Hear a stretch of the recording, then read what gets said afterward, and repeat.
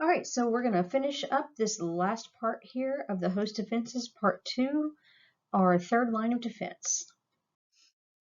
All right, so an antigen, as we said, when it causes a response is called an immunogen, and that is a substance that must meet certain requirements in forwardness, shape, size, and accessibility. Okay, so in some examples of immunogens can be whole microbes. Sometimes it's just their part, okay, like their epitope, and we use that to make things like vaccines. It can be cells or substances that come from other animals, other plants, or various molecules. So, for instance, pollen. Also, it can be blood from another human being that can cause a response because it's non-self. Anything that is not recognized as self, all right? And so they are generally made of complex proteins and protein-containing molecules that are more immunogenic than other polymers that have a single type of unit. All right, so most antigens fall in these different categories. We have proteins and polypeptides, enzymes or cell surface structures, and then even sometimes exotoxins. We have our lipoproteins, our glycoproteins, nucleoproteins, polysaccharides, and lipopolysaccharides. All right, so what makes an antigen a good antigen? And what that means is what is going to evoke a very strong response, all right? So one, what is their chemical composition? Two, what is their context, which means what types of cytokines are present? And three, their size. Size alone, however, is not enough to make something antigenic. Large antigens are better than small, but it's not just about the size. For example, glycogen has a highly repetitious, repeating structure of monomers and will not cause an immunization response. Insulin, however, is much smaller, but it is immunogenic, all right? And so its immunogenicity is more likely based around the composition of insulin being so much more complex than glycogen as far as those repeating units, and then what types of cytokines it may invoke. All right, so here's some examples. Here at the top, we have some good immunogens. They're generally large and complex. You can see here is the protein itself, and these small variable regions are the epitopes, okay? We've got microbial cells and viruses, which are very small, plant molecules like pollen, all right? And then foreign human or animal cells, okay? Then we have poor immunogens, and you can see these are very repetitive in structure. We have a trisaccharide here or a polysaccharide. These are linear molecules, and those are much less likely to be good immunogens. So haptens are going to be small foreign molecules, and they're so small that they can't elicit a response by themselves, okay? And so many of them develop antigenicity in the body by combining with other large carrier molecules like serum proteins. So they have to kind of have a helper there, okay? So it's an incomplete molecule linked to a larger carrier molecule, okay? And that carrier group makes it larger and more complex and gives it that better spatial orientation to actually cause or trigger that response. And then the hapten will act as the epitope. Some examples of haptens are drugs, metals, some normal innocuous household chemicals, industrial chemicals, or even environmental chemicals. We also have alloantigens and superantigens. Alloantigens are cell surface markers that we find in some members of the same species, but not others, hence the word allo, okay? So this is the basis for things like blood typing, why some people have group A, some people have group B, some AB, O, and some O, okay? And this is also what is the basis for that histocompatibility complex or profile. Okay. So it's also responsible for, again, like I said, those organ transfusions. When they talk about somebody being a match, they're talking about that a major histocompatibility complex, or the HLA typing. Okay, that's what they're trying to match up with. Okay, super antigens are bacterial toxins. Or can be bacterial toxins that are able to stimulate T cells. They can activate T cells at a rate of 100 times greater than normal antigens. So this is where they get the word super from. So this can cause an overwhelming release of cytokines, cell death. This is where we get things like toxic shock syndrome. This is not in the news like it used to be. I tend to ask students if they know what this is, because this is really important for females. Toxic shock syndrome is something that you can get when using tampons if you leave them in an inappropriate amount of time. And so there are certain autoimmune disorders that are associated with superantigens as well. So toxic shock syndrome, autoimmune disorders, those are caused by superantigens, and this is why they are so severe. Okay. Allergens can also be antigens that evoke allergic responses, and we'll look at that a little bit more in chapter 14. All right, so what happens to antigens and what do we do with them? Well, I've already talked about this some. We have what we call antigen presenting cells, and so we've talked about dendrites dissolving and taking the antigen, and then not dissolving the antigen, but getting the antigen off a foreign invader, taking it to those T cells, and other antigen, taking it to those antigen presenting cells. Sorry, I'm just all over the place. And so these are going to be dendritic cells, macrophages, B cells. Sorry, I didn't mean to say T cells earlier. And so they're going to engulf and modify that antigen, make it a little bit more immunogenic. All right, so they're going to dress up the picture and make it really easy to see, and then they're going to present it on their membrane surface. And so everybody can recognize that now. Okay, so it's been processed, it's been bound to that major histocompatibility complex and put on the surface of the antigen presenting cell. And so they're basically wearing it like a big sign on the front of them, all right, so that those T lymphocytes now can see the antigen after it's been modified. So most antigens here, this is looking at antigen presenting to T cells, have to go to T cells first, all right?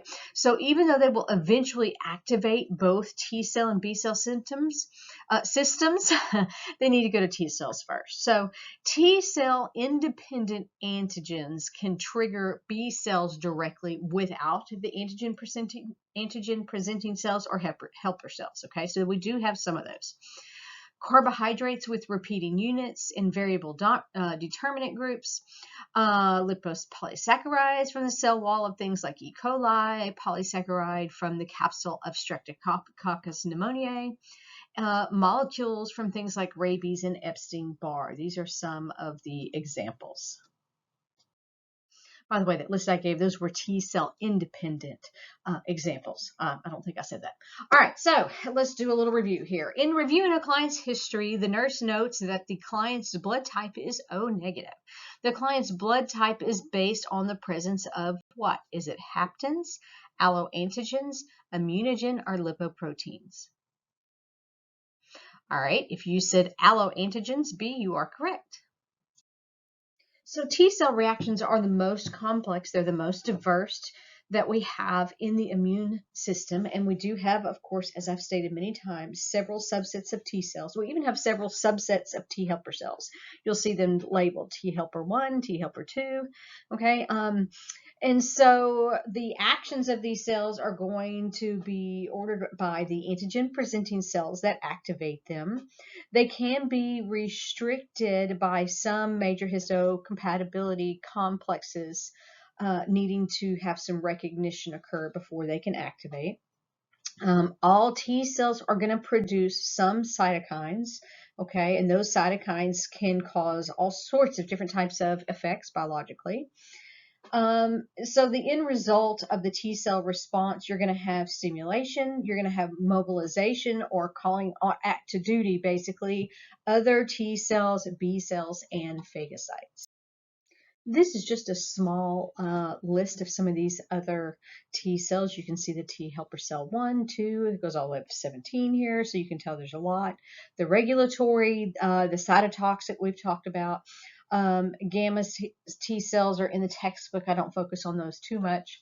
But T helper 1, T helper 2, the regulatory and cytotoxic are important to us, particularly. All right, so 3 types of the T helper cells all have the CD4 markers, and those are really important in regulating immunologic reactions and responses to antigens. They can also activate macrophages directly and both indirectly by releasing cytokines. Some secrete interleukin, interleukin 2 specifically, which can stimulate primary growth and activation of T cells, including our cytotoxic T cells. Interleukins 4, 5, and 6 can be secreted, which stimulate the B cells. These are going to make up, the helper cells are going to make up about 65% of your T cell population. All right, so we have our killer cells, our cytotoxic T cells that secrete gramzymes and perforins out of their granules to damage and target cells. Perforins go and drill holes in the cell to cause lysis. And so these are really specific killer cells, okay? They target cells. The cells that they target can be those that are it can be those that are infected with a virus, okay? And so what happens is the cell that is infected with the virus will actually display the virus's peptides on the outside, and so our body recognizes this, and that cell basically has to take one for the team, and we have to kill that cell, because if we don't, that virus is going to replicate and spread, and so they got to kill that cell right away. They also target cancer cells, okay? And so these are constantly on the lookout for cancer cells or anything that displays abnormality on that complex, that name tag on the front. Cells, their little name tag basically shows everything that's inside of them on the outside surface of the cell, and we can scan that basically and see what's all inside. So scanning an ingredient label, basically.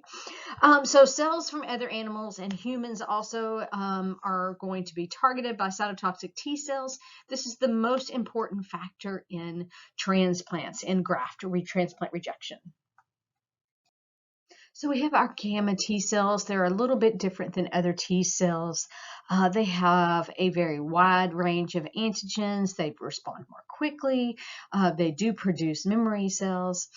They're really responsive to certain phospholipids and tumor cells, okay? And these are the bridge between the specific and the non-specific immune system. So that's their key importance.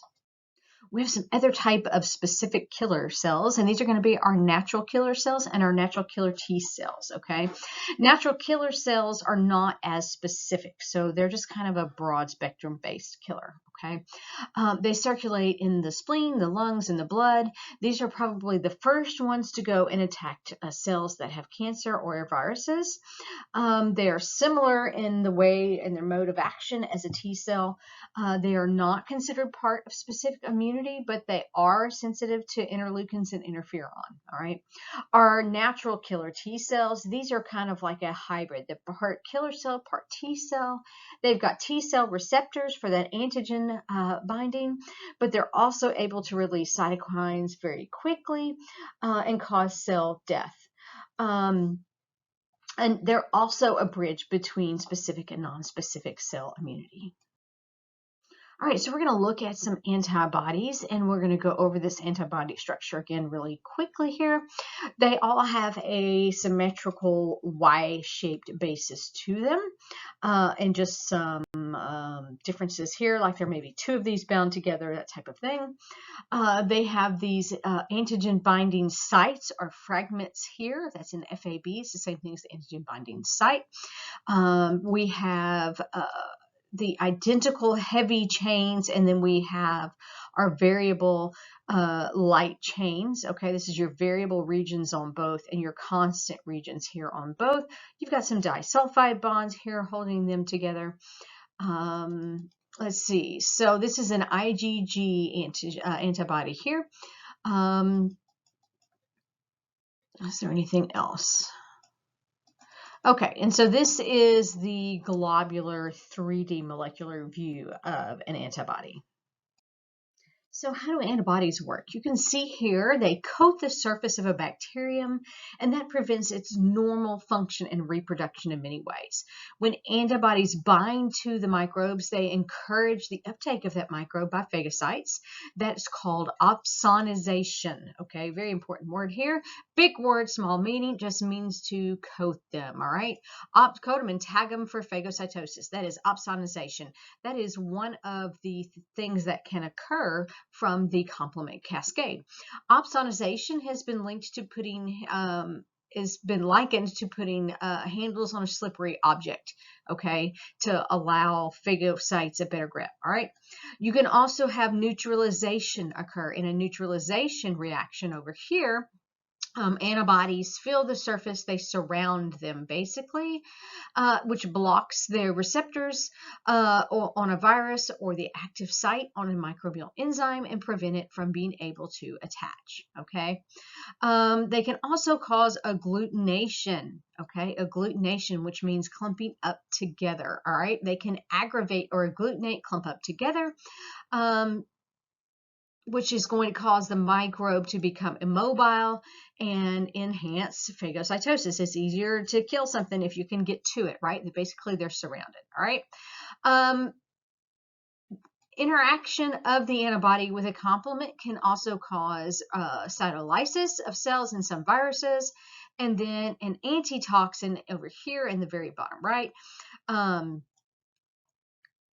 Sorry, I lost my train of thought. The antitoxin is a special type of antibody that has a special type of antibody that can neutralize bacterial exotoxins. So antitoxin can neutralize exotoxins. Okay, so this is showing you the 5 different types of antibodies, all right? So you have IgG.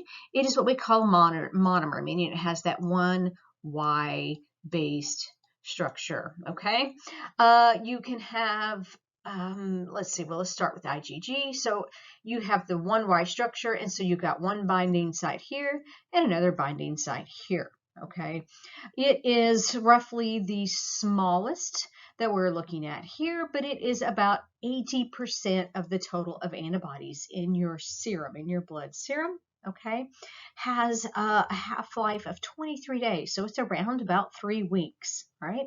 It can cross the placenta. I don't know why that's on there twice, okay, and it's going to bind to phagocytes, okay, and this is again going to be produced by plasma cells, and this is kind of our first responder, so this is going to act as the primary response, okay? So it's kind of the first on the scene, all right? So then we have IgA. This is a dimer. So I've got 2 of these that are put together here. So that gives me a total of 4 binding sites, okay? Sometimes it can be found as a monomer, but it's usually found as a dimer, all right? Its molecular weight is bigger than IgG. It's pretty close, though, to IgD or E, depending. So it's kind of variable in weight there. This is going to be about 30% of your antibodies found in serum. It has a fairly short lifespan or half-life of about 5 days. It does not cross the placenta. The only one that crosses the placenta is going to be our IgG, okay? This one you're going to find in your mucous membranes primarily. Next, we have IgM. This is a pentamer, so that means it's got 5 of these Y shapes on there, and so it has a total of 10 binding sites. This is, of course, because of that, the largest antibody that you're going to find. It has about a half-life of about 5 days. It composes about 6% of your total antibodies in your serum, and this is going to be the first response to an antigen. It can also be a B cell receptor. This is the first response for memory cells. For the second time it comes around, this is the first response the first time we see something. Okay, let me try to make that a little more clear. Next we have IgD, which you can see here is a monomer. It is one of the smaller, probably the second smallest. IgA can sometimes be smaller, but usually it's the smallest. It is very, very few there's very few of these in the serum, okay? Has a pretty short half-life, almost the shortest of only 3 days. This is a receptor on B cells, and it triggers B cell activation, okay? Next, we have the IgE monomer. It's a little bit bigger, about 200,000, so it's bigger than IgD, bigger than some IgA, bigger than IgG, but not near as big as a monomer. So it's second in size, all right? It is going to be only 0.02% of your antibodies in serum, okay? It has the shortest half-life of only 2.5 days. This you're going to find elevated in things, think parasites and allergies, okay? Allergies has an E, parasites has an E, that's going to be your E, okay? So if you find that elevated in your CBC, you find that IgEs are elevated, maybe not in your CBC, but if IgEs are elevated, it's going to be, you're going to think either allergic reaction or there's some type of parasite present. So these can be helpful when looking at and trying to evaluate how long a patient has been sick, all right? And if you've had a second response. So you'll notice a second response is going to give you higher titers, okay, which is what we call those. And so you can see you're going to have a higher response there. So it's well accepted that memory B cells and T cells are only created from clones activated by a specific antigen. Activation of specific memory occurs via recognition of those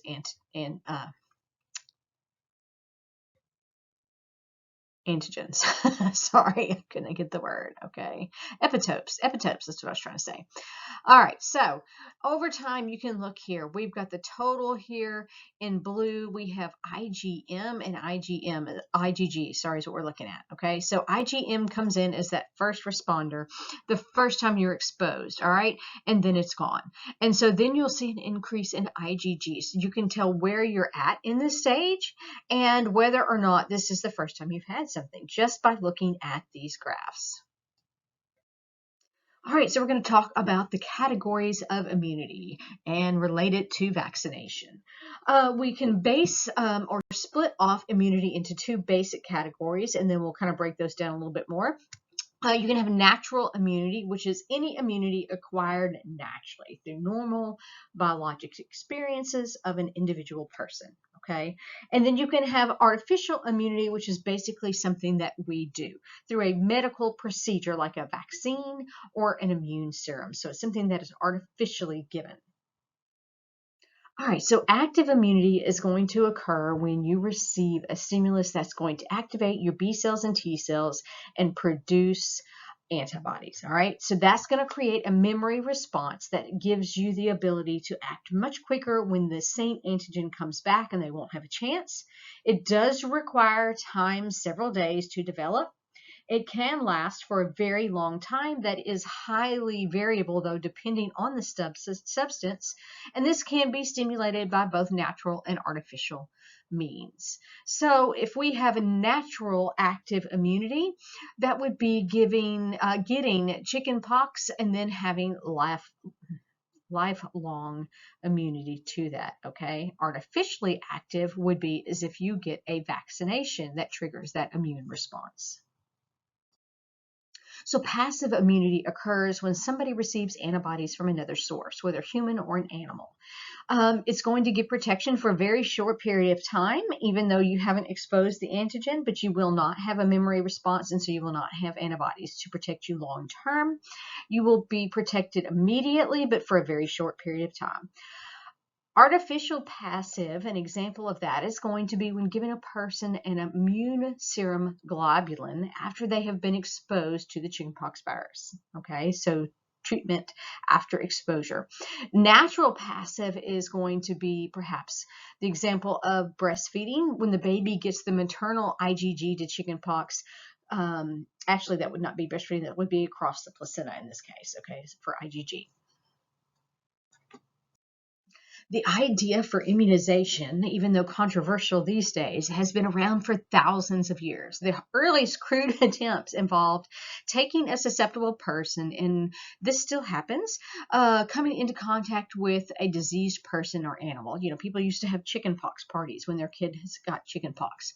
The first recorded attempt at immunizations occurred in the 6th century in China, and this is where they had smallpox scabs, dried it and grinded them up, and then blew them with a straw into the nostrils of vulnerable family members, which is to me craziness because this picture is smallpox. This is a terrible disease, okay? We have not seen these horrible diseases in our time because we have been vaccinated against them.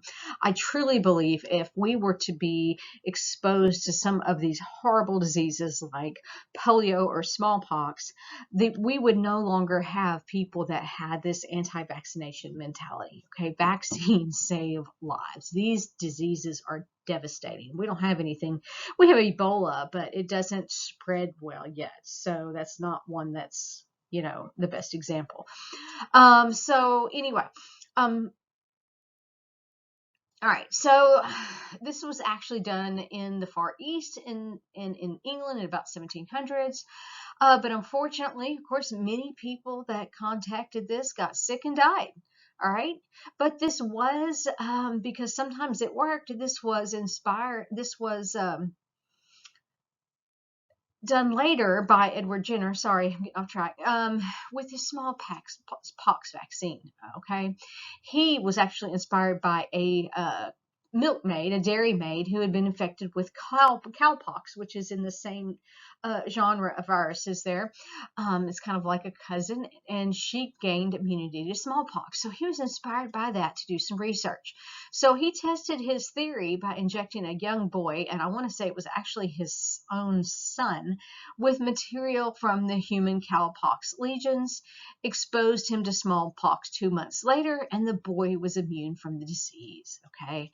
And so likely he did that due to desperation because this is such a devastating disease. And so this was the first vaccine. It was first regarded with fear and skepticism, but afterwards it was adopted because it was proven to work.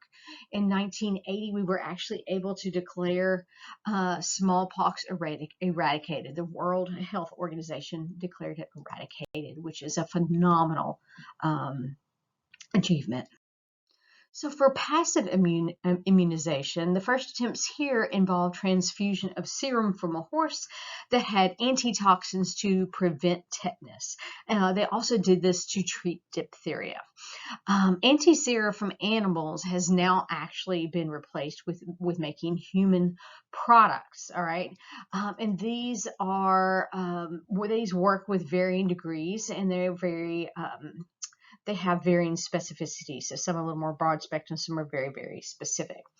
So we have gamma globulin. This is immunoglobulin, which is going to actually be extracted from the pooled blood of human donors, many human donors. We have what we call IVIG, intravenous immunoglobulin. That is gamma globulin. And that contains the immunoglobulins, those that are extracted from that pooled blood of human donors. All right, so they put a bunch of blood together from different people, and that's going to concentrate the antibodies and increase the strength, okay? And this is really mostly helpful to people that have weakened immune systems, okay? Such as, well, anyway, they're not able to make their own immune responses. Okay, so vaccination is, as I said, artificial active immunity. The basic idea here is to stimulate that primary immune memory response for future exposures to the pathogen. If the pathogen is encountered, the immune response will be very, very quick, it will be immediate, and it will be large. So you will be able to overwhelm that particular pathogen, okay? So vaccines have been tremendous. They have been really, really tremendous, and they have reduced the prevalence and the impact of these major diseases like smallpox and polio that were once very, very deadly and very, very common. Okay, they were very common and very deadly. They were not something you wanted to play around with. All right, so looking at vaccines here, very important for us to understand the difference in the types because it relates to whether or not you can actually catch the particular pathogen from the vaccine or not. They are categorized as either whole organism or part of organism preparations. And we have two categories. Here we've got the killed or inactivated vaccines. And then we have the live attenuated vaccines, okay? Killed inactivated vaccines are going to be prepared with treatment like heat or formalin and radiation. You are not able to get sick from these, okay? Attenuated viruses require smaller doses. They're going to have less boosters needed, and they may, though, have some viable microbes that can multiply. These are going to include things like measles, mumps, and rubella. The older polio vaccine, conjugated vaccines are subunit vaccines with carrier proteins from other microbes to make them a little more immunogenic. Okay. And so the source of these makes a difference on whether or not you, like I said, you can catch the vaccine or not. If you are only cutting off the epitope and there is no DNA or RNA included, then you cannot actually replicate that particular virus in your body, and so you cannot catch it. So whole cells or viruses are very effective. They're large and complex. Depending on the vaccine, they can be killed or attenuated. Killed vaccines are often termed inactivated instead of killed because for viruses because they're not living, and they're prepared by cultivating the desired strain of bacterium or virus, and then treating them with those chemicals, radiation or heat, or another agent that doesn't destroy the antigenicity.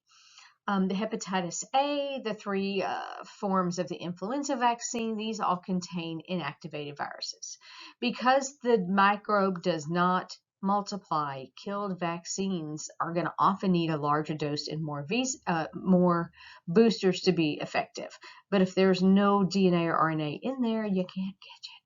Live attenuated vaccines contain live microbes, okay? So their virulence has been attenuated, so lessened, not able to make you as sick or eliminated altogether. So they won't make you as sick, but they are more likely to be able to do that if they are live, okay? Because you actually have genetic material in there. And so this is usually going to be achieved by modifying growth conditions, manipulating their genes in a way that can interfere with those virulence factors. Measles, mumps, and rubella are live non-virulent viruses, all right, those vaccines. The advantages here are you have viable microorganisms that can multiply and produce infection like the natural organism. That's actually a disadvantage in some ways, but it's an advantage in that it gives a longer lasting protection. Okay, they require fewer doses and boosters. And they're very effective at causing cell-mediated immunity. Okay, the disadvantages of using live microbes are that they require special storage, they can be transmitted to other people, and then they can mutate back and become virulent again and make you sick. Okay, if the exact epitopes that stimulate immunity are known, it is possible to produce a vaccine based on that particular component of a microorganism. These vaccines for bacteria are called subunit vaccines. The antigens used in these can be taken from cultures of microbes produced by genetic engineering or made chemically. Okay. Examples of components of antigens currently in use here are capsules of pneumococcus, meningococcus, the surface antigen of anthrax, the surface protein of hepatitis B. A special type of vaccine is the toxoid, which consists of a purified bacterial exotoxin that has been denatured. By eliciting the production of antitoxins that neutralize the natural toxin, the toxoid vaccines provide protection against diseases like diphtheria, tetanus, and pertussis. We also have DNA vaccines, where we have microbial DNA that's inserted into a plasmid vector and then inoculated into a recipient. Human cells are going to take up some of the plasmids and express the microbial DNA in the form of proteins. These foreign proteins will be recognized during an immune response and cause B and T cells to be sensitized and form those vitally important memory cells. All right, how about a practice question? Which characteristic is associated with passive artificial immunity? A, long-term protection and duration. B, requires several days to develop protection. C, you have immediate protection. Or D, creation of a memory response. The correct answer is C, you have immediate protection. All right, so the routes of administration of vaccines. Most vaccines are given subcutaneous under the skin, intramuscular in the muscle, or intradermal, okay? We also have nasal and oral vaccines. So these are only available for a few particular diseases. That's going to give you IgA protection in your mucous membranes, which is that portal of entry, okay? But it's easier to give than injections and more readily accepted. Several research groups are working on a vaccine delivery system that actually uses a patch, which is pretty cool. So what are the side effects of a vaccine? A lot of times people will confuse either the side effects or the immune response as being sick. When you get fever or headache or that type of a symptom from a vaccine, it's likely because the vaccine is doing its job, okay? It's producing that inflammation, that immune response that you want. That means it's working, all right? It's not going to last or be nearly as severe as it would if it were the actual illness, okay? So vaccines have to go through many years of trials and experiments in animals and human volunteers before we can actually use them. We do have some complications that occur, local reactions at the injection site. DTP used to be one of these, and you would have a lot of swelling and heat in the arm, and they've changed it to DTAP, which is a little more mild. The rabies vaccination, I give that a lot to our horses. That can cause that response as well. Not just rabies, but, oh, dang it. I'll think of it in a moment. Having a very serious reaction is going to be very rare, okay? People have thought that, inappropriately, that childhood vaccinations cause things like asthma, diabetes, or even autism.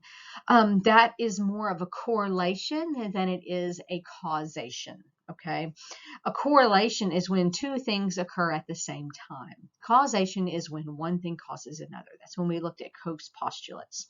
So a correlation I could give you would be that people of the age of 16 suddenly start having more motor vehicle accidents. Okay, that's a correlation. Is that the cause of the fact that they have more vehicle accidents? Well, no. The reason they're having more vehicle accidents is because at 16 they get their driver's license and they're suddenly driving. Okay, so that's a correlation. Two things that occur at the same time and they're correlated, but one is not causing the other. There is a different cause, okay? It's just not necessarily apparent. In 1988, there was a paper that came out and said that vaccines could be responsible for autism. It was actually discredited because the author was actually basically lying with his data. He was manipulating his data and trying to make it look like that, and so it was found to be fraudulent. He was actually discredited and his medical license revoked because he really broke the rules and he was faking things. All right, and so we've actually had many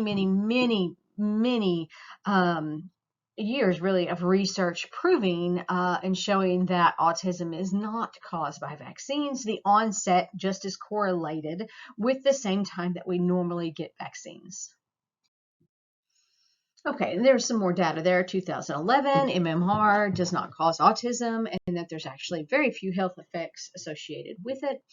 In 2013, they looked at all of the immunizations and said they were very effective. Okay, what happens if we don't vaccinate? That is the big problem. We're actually seeing a resurgence of things like whooping cough. We're seeing more measles come around and mumps, things that we have not had in a while. Some of these have been due to mutations, but a lot of it has been due to the anti-vaccination movements here. Okay, so this is a big problem, and I think this is an important thing for us as well, I say us, but for healthcare providers, is to be able to explain vaccines and how they work, and to dispel some of the common misconceptions. Okay, if we don't achieve herd immunity is very important. Herd immunity is where when we maintain a certain level of immunized people in society, it actually protects the more vulnerable. So it protects those that are not able to get the particular immunization. It protects the very young or the very old or the immunocompromised, okay, by the fact that everyone in the herd, so to speak, is immunized, okay? And if it's not maintained, then dangerous pathogens like polio can reemerge and outbreaks of disease can occur, okay? Like I said before, if we see something like smallpox or polio come back, people will understand that vaccines save lives and they are a vital necessity, okay? And honestly, personally, if it was me and I had a choice between a child that had autism or a child that died, I'd take the kid with autism, okay? Sorry, I just would. And I don't want to make anybody feel uncomfortable about that, but some things to me are a personal choice. Getting a flu shot, personal choice. But some of these horrible diseases like smallpox, we can't have those come back, guys. That is a horrible thing, okay?